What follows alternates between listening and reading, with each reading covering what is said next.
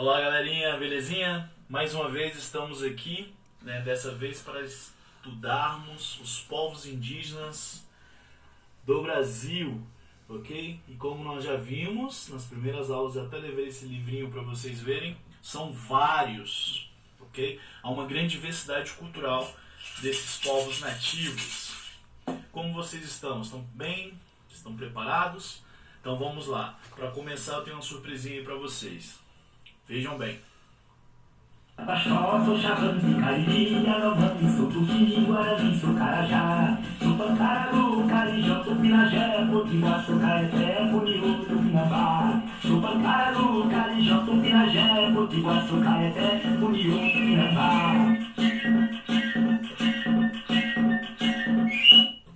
O que você sabe sobre o índio brasileiro? Paulo Sérgio poder calcular. O índio? Não, nada. O índio eu não entendo nada, não. Nem... Eu acho que seja uma pessoa que deve existir, né, no Brasil. No norte do Brasil ainda existe, acho que no Nordeste. No Goiás, né? Na Amazônia. Tropical no Ceará também tem, só que mais vestido, né? Só vestido. Viram o que as pessoas falam e o que eles pensam sobre os índios no Brasil e sobre a nossa história toda? Tinimburoré, Ailton Krenak. O meu povo é Krenak, meu nome é Ailton. E nós temos uma reserva lá no Vale do Rio Doce, em Minas Gerais, divisa com o Espírito Santo. Veja o que as pessoas continuam pensando e falando sobre os índios. O que eu aprendi sobre o índio? Ai, meu Deus, não sei o que responder não, Vici, agora eu tô tão assim. Eu aprendi sobre a cultura dele, como é que ele vive. O tradicional que ensina nas escolas. Cultura, um pouco de cultura, entendeu? Habitantes. Do tipo de caça, pesca. As mulheres limpam as casas pra quando os índios chegarem. Se ensina qual é a contribuição do índio para a nossa civilização. Comida, na comida, nos artefatos, né? Infelizmente se ensina isso. Porque quando a gente estuda história, infelizmente a gente vê o índio no geral, né? O índio como pessoa, é a cultura, o modo de vida. Não tem um aprofundamento. Pelo menos no Brasil, os índios estavam lá, os europeus chegaram, escravizaram os índios e assim a gente via todo ano. Eu aprendi como eles eram antigamente e como o que aconteceu quando os portugueses chegaram e tal, a história do Brasil, assim. O índio não existe, o índio é no passado, o índio é aquele outro. Então eu refiro que a escola é um ponto de contato. Mas, pensando bem, a comunidade, o professor, os alunos, os pais dos alunos, as pessoas competentes na direção desse trabalho têm que ter uma consciência de respeitar os trabalhos que acontecem naquelas comunidades. Então, eu vejo que a escola é um ponto de referência. Os Kaxinawá também. Sem dúvida alguma, galera, a escola é sempre um ponto de referência, ok? Então, com a nossa aula de hoje, nós vamos explorar muito além desses estereótipos que nós temos sobre os povos indígenas do Brasil. Nós vamos explorar sua cultura, sua sociedade, a sua organização política, e muito mais sobre essa diversidade, ok? Então, preparemos-nos para mais uma aula de história. Exatamente, galerinha. Nós vamos falar sobre essa grande diversidade de povos e nações indígenas no Brasil, ok? E para isso, nós vamos aí explorar alguns desses povos para conhecermos melhor, em especial os tupis, ok? Então, não se preocupem com os exercícios, não é mesmo? Então, nas últimas aulas sobre os incas, maias e astecas, nós fizemos alguns exercícios e outros, né, foram passados de uma maneira muito rápida. Não se preocupem, porque a nossa próxima aula será uma aula apenas de resolução de exercícios, com todos aqueles exercícios para revisarmos, para tirarmos algumas dúvidas, ok? Então não se preocupem em relação aos exercícios, que nós teremos uma aula exclusiva para isso, ok? Então vamos lá. Nesse mapinha aí, é extremamente interessante nós observarmos a tamanha diversidade dessas principais nações indígenas do Brasil. Então, de cara, a primeira coisa que nós aprendemos sobre os indígenas do Brasil é que há uma grande diversidade. Exatamente. Do norte ao sul do Brasil há uma grande diversidade. Por exemplo, lá em cima, no norte do Brasil, Macuxi, Yanomami, né, Mauê, Apurinã, Mura, Munduruku, Caiapó. No Parque do Xingu tem várias etnias diferentes, né, com várias semelhanças e ao mesmo tempo com várias diferenças. E lá no sul nós temos aí Caigangue, Guarani, ou seja, né, vejam como é interessante nós percebermos e diferenciarmos esses povos, né, que são chamados de indígenas. Ok? Então hoje o nosso objetivo vai ser conhecer um pouquinho melhor essas principais nações indígenas do Brasil.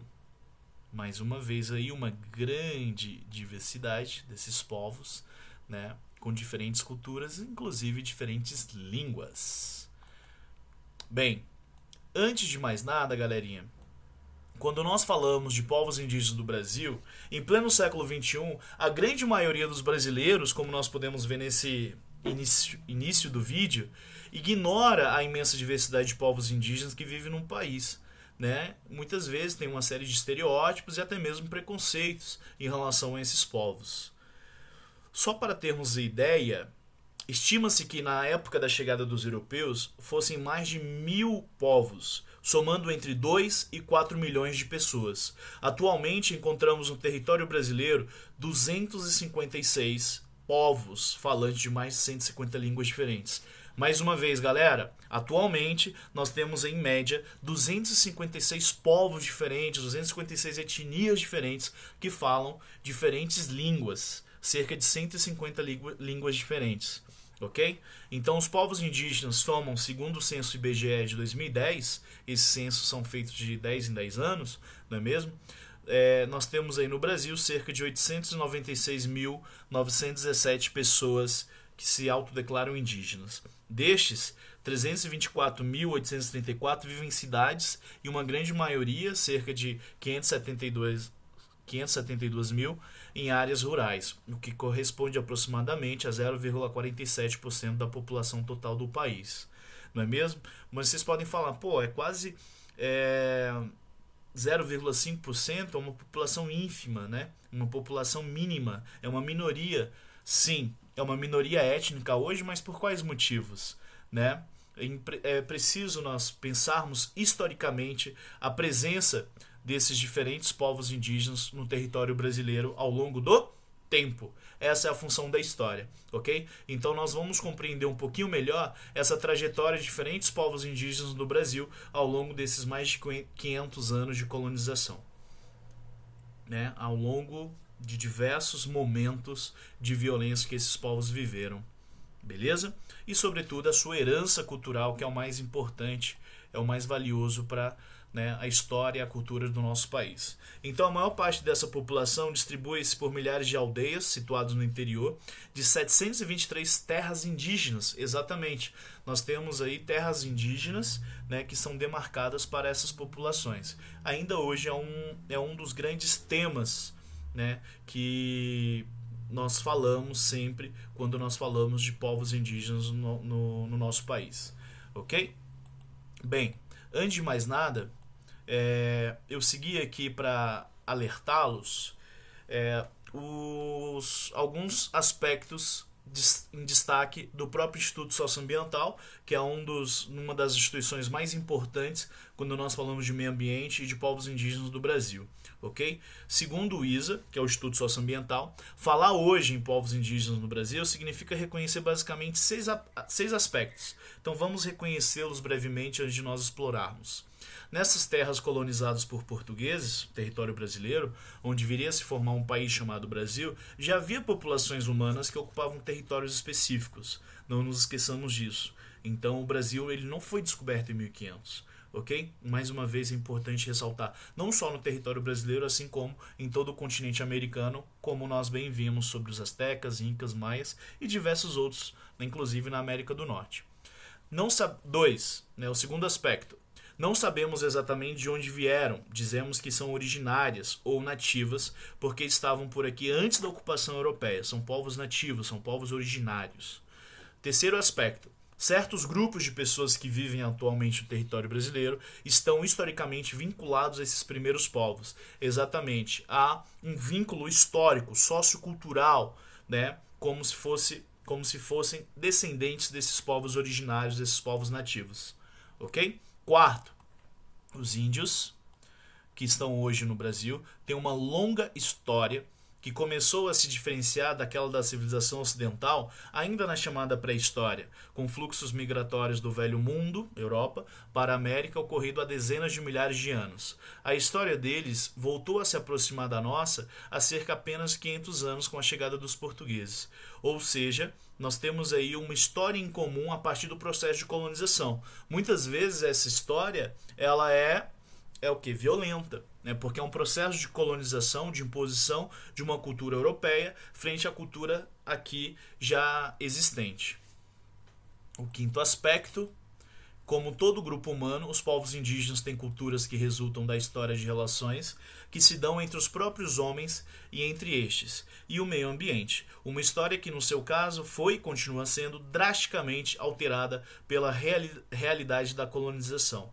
Então percebam que quando nós falamos de povos indígenas, ainda hoje há um efeito desse processo de colonização dos portugueses, né, no território brasileiro. Efeitos econômicos, políticos, sociais e culturais. É o que nós veremos aí ao longo da nossa discussão de hoje. Bem, e por último, o sexto aspecto, a divisão territorial em países como Brasil, Venezuela, Bolívia, etc., não coincide necessariamente com a ocupação indígena do espaço. Então, em muitos casos, os povos que hoje vivem em uma região de fronteiras internacionais já ocupavam essa área antes da criação das divisões entre os países. É por isso que faz mais sentido dizer povos indígenas no Brasil do que do Brasil. Então percebam, né, naquele mapa que nós vimos agora há pouco, por exemplo, lá estavam nações indígenas do Brasil, as principais nações. Porque muitos desses povos se consideram nações. Ah, professor, mas eles não são brasileiros? Sim, eles são brasileiros por estarem dentro do Estado brasileiro, mas quando se pergunta para eles qual é a nacionalidade deles, eles não têm essa ideia de país, de território, nação, e sim a ideia, né, de comunidade, aquela ideia da etnia que eles fazem parte. Então, se você perguntar para um Yanomami, por exemplo, ele vai dizer, eu sou Yanomami, né? Aquela é a nação dele. Ok? Então é interessante esse aspecto. E muitas dessas nações ultrapassam as fronteiras nacionais. Ali na Amazônia, por exemplo, como é que nós vamos delimitarmos qual nação indígena é brasileira ou é boliviana? Né? Essa discussão ela não cabe aqui nesse caso, uma vez que essas nações indígenas, esses povos, eles ultrapassam essas fronteiras territoriais e nacionais. Ok? Bem, dito isso, a gente começa a nossa discussão sobre o que é índio, galera. E para recorrer a essa discussão conceitual, né, a gente tem que entender índio como qualquer membro de uma comunidade indígena reconhecido por ela como tal. Então, reconhecimento, autodeclaração é extremamente importante. E daí, um dos maiores antropólogos do Brasil, Eduardo Viveiro de Castro, ele diz o seguinte, quando ele conceitua a comunidade indígena. Comunidade indígena é toda a comunidade fundada em relações de parentesco ou vizinhança entre seus membros, que mantém laços históricos culturais com as organizações sociais indígenas pré-colombianas. Então são esses povos que são descendentes daqueles diversos povos que aqui já habitavam antes mesmo da chegada dos europeus, dos colonizadores portugueses e espanhóis aqui na América do Sul, por exemplo. Então é interessante perceber que essa ideia de comunidade indígena, ok? São essas relações de parentesco, são essas relações de vizinhança, são essas relações de comunidade que caracteriza essas tribos indígenas, ok? Então percebam que, nesse caso, as relações de parentesco ou vizinhança constitutivas da comunidade inclui as relações de afinidade, relações de filiação adotiva, de parentesco ritual ou religioso e, mais geralmente, define-se nos termos de concepção dos vínculos interpessoais fundamentais próprios da comunidade em questão. Então, a relação de uma pessoa mais velha é uma relação de parentesco, se é pai, se é marido da minha esposa, se é um avô dos meus filhos. Essa relação de parentesco é muitas vezes o que define essa vida em comunidade, como nós veremos. Então, o modo de vida desses povos indígenas do Brasil é baseado em quê? É baseado nesse sistema tribal, nesse sistema comunitário. O que domina nessa organização tribal é essa relação de parentesco definida pela cooperação entre membros descendentes de um ancestral comum. Então percebam a importância familiar, a importância desses laços de parentesco na maioria dessas tribos indígenas. Ok? Não é muito diferente da nossa relação. A nossa sociedade, por exemplo, valoriza muito a família. Por que valoriza muito a família? Há algumas diferenças, sim, mas ao mesmo tempo algumas semelhanças. Essas relações de parentesco, porque define a nossa identidade, define quem nós somos. Ok? Bem, quando nós falamos do território brasileiro, aí eu trouxe para vocês um mapinha dos povos indígenas, onde hoje é o Brasil, por volta de 1500, baseado nos grupos linguísticos. Observem esse mapa, que há um predomínio de alguns grupos linguísticos, como Tupi-Guarani, Ugê, Aruaque, Caraíba, Cariri, Pano, Tucano, Charrua e outros grupos. Mas só pelos grupos linguísticos vocês já percebem que há uma grande diversidade desses povos. Ok? Então, nesse momento, 1500, quando é o momento da chegada dos europeus ao território brasileiro, viviam nessas terras cerca de 3 a 5 milhões de indígenas. Exatamente, galera, 3 a 5 milhões de indígenas. Nós vimos lá, segundo o censo do IBGE de 2010, hoje não chega nem a 1 milhão, aproximadamente 900 mil indígenas. Os povos que habitavam a região litorânea, por exemplo, aqui na costa, com o Oceano Atlântico, não é mesmo? Eles falavam a língua do tronco linguístico tupi. Por isso que muitas vezes, quando nós falamos dos povos indígenas do Brasil, a primeira memória que nós temos são os tupis. Mas é interessante destacar que cada povo tinha características e cultura próprias. Ok? Nós veremos que há sim algumas semelhanças, mas também algumas diferenças. Aqui, só para nós termos algumas ideias dessas línguas, eu trouxe para vocês algumas das principais famílias linguísticas, mas como nós destacamos, há mais de 154 línguas faladas por esses povos, pertencentes a muitas e diferentes famílias linguísticas. Você imaginava que eram tantas assim? Não tinha ideia de quantas línguas indígenas eram faladas em nosso país, só para nós termos ideias aí. Algumas ideias, aí no mapinha tem pelo menos 45 línguas indígenas concentradas sobretudo na região norte. Por que na região norte, galerinha? Floresta Amazônica, muito bem, hein? Eu escutei aí, você respondeu. Parabéns. Bem, e o que é interessante observar? Dessas línguas indígenas, nós temos principalmente 2 grandes troncos linguísticos, que é o conjunto de línguas que tem a mesma origem. E daí os 2 principais é esse, o tronco tupi, e o tronco macro-G. Então percebam que a partir desses troncos nós temos diversas outras línguas. Aqui eu destaquei aqui para vocês, por exemplo, mais do que servir para a comunicação, cada língua indígena revela uma forma diferente de ver e compreender o mundo. Ao descrever os objetos, as paisagens e as situações do cotidiano, as palavras expressam um modo de pensar construído por gerações e gerações de um povo.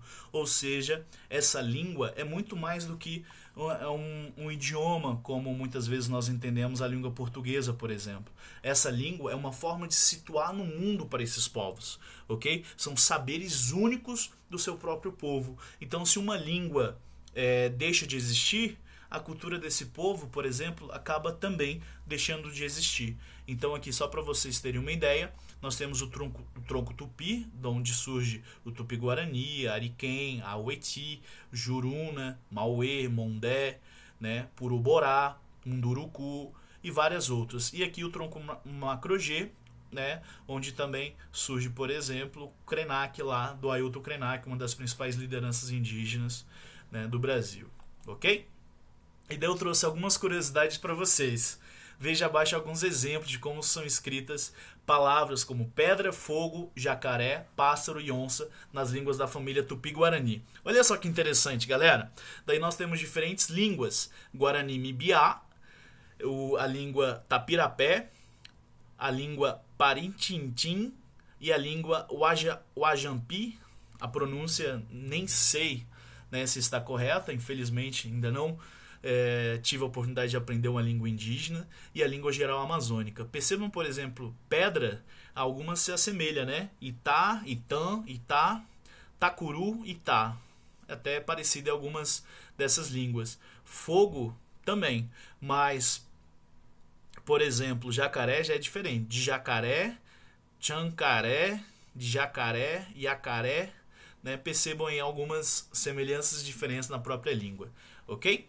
Bem, mais uma vez, nesse mapinha aqui, eu gosto de ressaltar essa diversidade. Né? Nós precisamos entender essa diversidade como uma grande riqueza cultural para a formação da nossa identidade brasileira, para a formação, né, da nossa cultura brasileira. Olha a tamanha diversidade de povos indígenas do Brasil. Ok? Tupiniquins, Carijós, Guaianás, Caiapós, Pataxós, Aimorés, enfim, né, é de fato uma grande diversidade, né, que nós precisamos conhecer um pouquinho melhor, não é mesmo? Não resumir a indígenas. São indígenas. Quando nós utilizamos indígenas, a gente coloca todos dentro de um mesmo pacote. Né? Nós simplificamos, não é mesmo? E quando nós estudamos história, nós pelo menos compreendemos que há uma certa complexidade aí, há uma grande diversidade cultural, há uma diversidade social, há uma diversidade linguística desses povos, ok? Sobre os tupis, o que eu gostaria de ressaltar sobre os tupis? Opa, aumentei demais. Sobre os tupis, calcula-se que em 1500 a população tupi era de 1 milhão de pessoas, né? Então um grupo étnico bastante importante e numeroso no momento do contato com os europeus colonizadores. Origem comum dos povos tupis é a atual floresta amazônica. Por volta de 500 a.C. eles começaram a se expandir. Então percebam que, né, há uma história muito antes de 1500, muito antes da chegada e colonização dos europeus. E entre os tupis que habitavam o litoral estavam os tupinambás. São esses tupinambás que entram em contato com esses povos colonizadores, né, com os europeus, portugueses, no caso do território brasileiro, que uma vez que a nossa colonização iniciou-se pelo litoral brasileiro. Não nos esqueçamos que a nossa capital inicial, por exemplo, foi Salvador, depois vai ser Rio de Janeiro, né, lá no século XVIII, e depois Brasília, a nossa querida Brasília. Além disso, os tupis eles praticavam agricultura com destaque para o cultivo da mandioca, não é mesmo? Então percebam que a mandioca era uma cultura bastante disseminada e conhecida por esses povos, não é à toa que vai ser bastante utilizada depois pelos negros escravizados oriundos da África, né? Era um alimento muito comum que sustentava a alimentação desses escravos, e também obtinham alimento por meio da caça e da pesca. Vejam que, diferente dos incas, astecas e maias, os povos indígenas do território brasileiro não construíram grandes civilizações, não construíram grandes cidades, e eles eram mais seminômades. Como assim, professor, seminômades? Eles ainda viviam, sobretudo, da caça e da pesca, além da agricultura. Então eles tinham algumas características, né, nômades, como por exemplo a caça e a pesca, mas também, né, eram já agricultores. Por isso que alguns deles já se fixavam em determinados territórios para criar sua própria comunidade. Bem, quando nós falamos desses povos indígenas do Brasil, Como eu falei, nós estamos falando de diversos povos, não é mesmo? Então eu trouxe aqui para vocês, né, os povos Guajajara, por exemplo, que são um dos povos indígenas mais numerosos do Brasil, habitam mais de 10 terras indígenas na margem oriental da Amazônia, todos situados no Maranhão. Eu trouxe para vocês o Aticum, são os famosos caboclos da Serra do Umã, do sertão de Pernambuco. Né? Poderia falar dos Ticunas, que são os mais numerosos ali da Amazônia brasileira. Munduruku, né? Um povo de tradição guerreira, ali da região do Vale dos Tapajós, né? Na Amazonas, no Pará. E o famoso Parque Indígena do Xingu, que engloba, né, diferentes etnias. Okay? É um imenso parque indígena do Xingu, que você tem ali diferentes nações indígenas. Só para nós termos uma ideia de algumas delas. Ok? Bem, galerinha, e como que é a economia desses povos? Mais uma vez, né, destaco aqui a caça, a pesca, né, mas também a agricultura. A agricultura é a base desses povos indígenas. Se vocês observarem nesse mapinha aí, né, a economia vai depender da região que eles ocupam. Então, por exemplo, aqui os potiguaras, nessa região litoral, eles têm até, né, uma economia baseada em crustáceos, uma vez que está ali no litoral. Mas percebam que no meio do país, por exemplo, em Mato Grosso, você tem um cultivo da soja. Os Chavantes, no Mato Grosso também, você tem o cultivo do milho. Então percebam que é uma economia baseada na agricultura, baseada na caça e na pesca, né? Mas depende, sobretudo, da região em que eles se localizam. Ok? Como eu disse, né, a caça e a pesca ainda predomina entre esses diferentes povos indígenas do Brasil. A agricultura, mais uma vez, é a base econômica, né? Alguns cultivam principalmente o milho, outros cultivam principalmente a mandioca, né, como nós vimos, e diferentes outros produtos. Ok? Bem, quando nós falamos de técnicas agrícolas, eu gostaria de destacar essa com vocês, a famosa coivara. Exatamente, quando nós falamos dos maias, nós citamos a coivara, né, e dizemos que era uma técnica muito comum entre eles. Por quê? Né? Essa coivara, essa técnica, ela é idêntica de outras populações que habitavam a região tropical. Eles abrem uma clareira na floresta, deixam os troncos ali caídos, secarem ao sol e depois ateiam-lhe fogo. O terreno está pronto, irregular, desnivelado e coberto de cinzas. O plantio é feito após essas primeiras chuvas, com todos os vegetais misturados. Então percebam que, na verdade, essa espécie de queimada controlada por esses povos de onde eles obtêm uma matéria orgânica, e essa matéria orgânica é bastante utilizada como adubo. Então esse processo da coivara aí, a gente vê que o mato é cortado, depois eles ateiam fogo, depois as mulheres fazem a plantação, servindo-se das cinzas como adubo. Então percebam que há uma divisão do trabalho muito bem delimitado entre os homens e as mulheres, não é mesmo? Mas além disso, eles aproveitam desse material oriundo da combustão para a própria produção agrícola, né, como adubo. Okay? É uma técnica agrícola, assim como diversos outros povos também têm uma técnica diferenciada. Lembre-se lá dos incas, né, dos famosos terraços, né? Lembre-se dos astecas, das famosas tinampas. Ok? Lembrou? Muito bem. Boa parte desses povos indígenas são horticultores, né? Então percebam a importância que eles dão, né, para a mandioca, para o milho, para a batata doce, para a pimenta, né, em especial os tupis, como nós bem ressaltamos. Não é à toa que a base da alimentação desse povo é basicamente a mandioca. Então seja assada, seja cozida, seja em forma de farinha ou até mesmo em forma de polvilho. Já o tabaco, ele é usado não apenas para aliviar o cansaço, mas também ali em rituais religiosos, uma vez que eles são, né, extremamente religiosos, ok?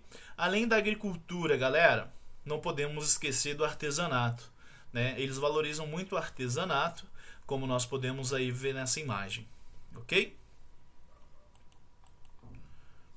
As terras indígenas do Brasil uma discussão importante a ser feita, né?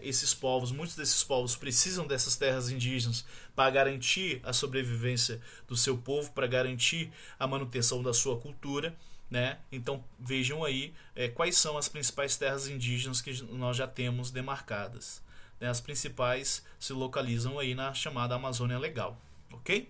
Em outro momento nós voltamos nessas discussões. Bem, o aspecto mais interessante para nós, uma vez que nós muitas vezes conhecemos a cultura desses diversos povos, dessas diversas nações, são as características culturais, como nós podemos ver em um ritual dessas tribos, né? Assim como a religião é marcada pelo politeísmo, exatamente, né? São povos que acreditam em vários deuses. Mas antes disso, vejam aí algumas pinturas corporais. A própria pintura corporal é uma forma deles se diferenciarem, exatamente, né? Então a gente observa aí que cada etnia, cada grupo étnico tem uma forma de se pintar. Então eu coloquei aqui para diferenciar, por exemplo, os Yanomamis dos Assurini, dos Matis, né? São formas diferentes de pinturas corporais, por exemplo, ok? O grafismo indígena, tenho certeza que quando vocês estudarem arte indígena, vocês estudarão essas diferenças em seus conceitos, em seus significados, em suas formas, em seus próprios traços, né? Mais uma vez, os grafismos, as pinturas estão muito associadas a esse modo de ser, a essas culturas de diferentes povos, ok? Aí um exemplo, né, dos Carajás em termos de grafismo. Quando nós falamos de religião, eu trouxe para vocês alguns exemplos desses deuses, né, dos povos indígenas. O mais famoso de todos eles, sem dúvida alguma, Tupã, né? Tupã, né, é o mais conhecido. Mas Jaci, Guaraci, né, Seuci, Anhangá, Sumé são alguns outros. Mas mais uma vez, são deuses relacionados a elementos da natureza. Ok? Então, por exemplo, o Tupi-Guarani acredita em um Deus supremo, né, que chamavam de Deus do Trovão e o denominavam Tupã. Os índios acreditavam que a voz deste Deus podia ser ouvida durante as tempestades. Então, o trovão eles chamavam de Tupá-Sinunga e o seu reflexo luminoso de Tupamberaba,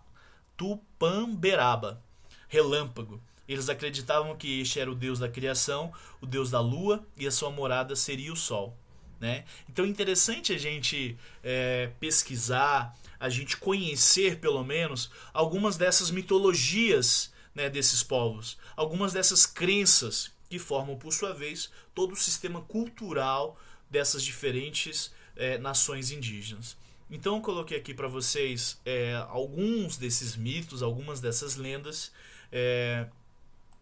Infelizmente não teremos tempo para falar sobre cada um desses povos, sobre cada uma dessas lendas, cada uma dessas entidades divinas, que seria interessante, uma vez que o mundo ocidental ele foi basicamente cristão, né? Então a nossa mentalidade é sempre monoteísta, crença em um único Deus, mas é interessante nós conhecermos essa diversidade cultural desses povos indígenas do Brasil. Ok? Então vai ficar aí como um dever de casa de vocês darem uma pesquisada sobre essas divindades, sobre essas lendas indígenas, sobre esses mitos indígenas, que é bastante interessante. Eu mesmo pesquisei vários, fiquei super curioso, não é mesmo? Tanto é que nós já estamos aqui há vários minutos falando sobre isso e gostaria de ficar mais 1 hora, se possível. Ok? Mas na nossa próxima aula nós voltaremos a falar desses povos nativos das Américas, ok? Para terminar, eu gostaria de ressaltar alguns aspectos importantes para o nosso Brasil atual. Diversos povos nativos, assim como nós, sofrem diversas transformações ao longo do tempo. Então essas mudanças no modo de viver não descaracterizam esses povos indígenas. Eles não deixam de ser indígenas pelo fato de vestirem uma roupa, de usar tecnologias, ok? Então é importante que nós tenhamos sempre isso em mente. Eles não deixam de ser indígenas, né, por serem modernos ou por acessarem as universidades, por acessarem essas tecnologias, ok? Inclusive é um outro tema bastante importante que nós precisamos discutir intensamente, uma vez que há em nosso documento mais importante, a Constituição do Brasil, lá no caput do artigo 231, são reconhecidos aos índios sua organização social, costumes, línguas, crenças e tradições e os direitos originários sobre as terras que tradicionalmente ocupam, competindo à União, ao governo, né, ao nosso governo, demarcá-las, proteger e fazer respeitar todos os seus bens. Então vejamos que, de fato, esses povos indígenas do Brasil são importantíssimos, né, para nós compreendermos a nossa diversidade cultural brasileira. E nós precisamos sim, né, valorizar a sua própria história. Nós precisamos sim conhecer um pouquinho sobre a trajetória de todos esses povos. Ok? Galerinha, por hoje é isso. Espero que tenha, né, sido bacana esse nosso bate-papo. Não está sendo fácil, né, tenho certeza disso, mas estamos fazendo o nosso melhor, ok? Então, keep calm, vamos estudar. Nos veremos em breve. Se cuidem bastante. Um grande abraço. Tchau, tchau. Valeu!